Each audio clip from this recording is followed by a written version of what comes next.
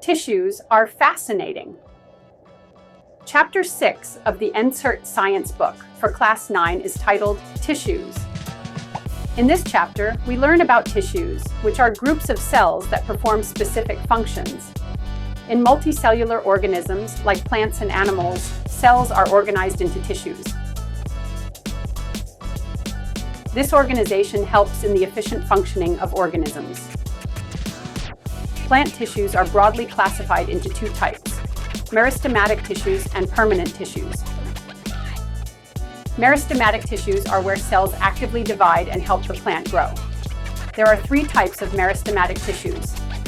Apical meristem, found at the tips of roots and stems, helps the plant grow in length.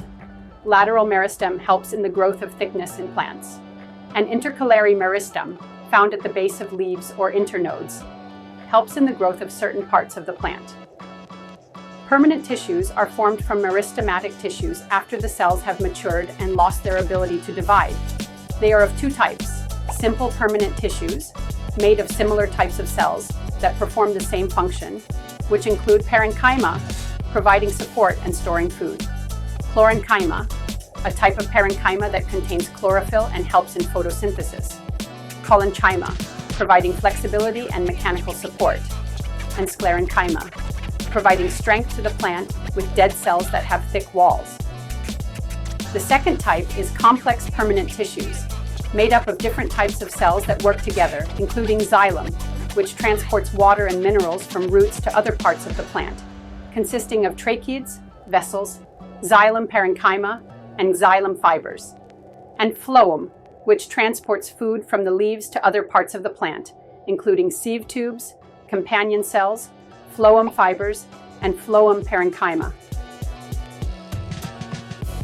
Animal tissues are classified into four types: epithelial tissue, which covers the surfaces of the body and lines internal organs, including squamous epithelium, which has thin and flat cells; cuboidal epithelium, which has cube-shaped cells found in glands; columnar epithelium, which has tall cells often found in the lining of the intestine; and ciliated epithelium, which has hair-like structures on its surface that help in movement.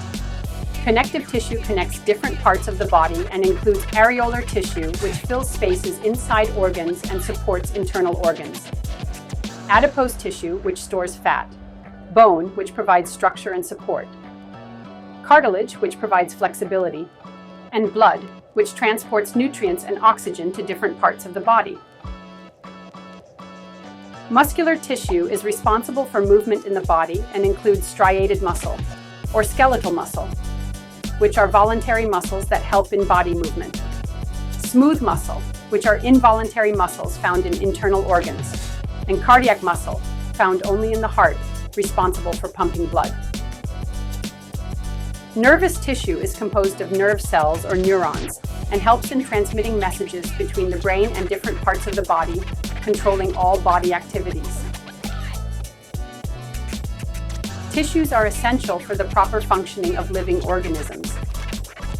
In plants, meristematic and permanent tissues help in growth, support, and transport.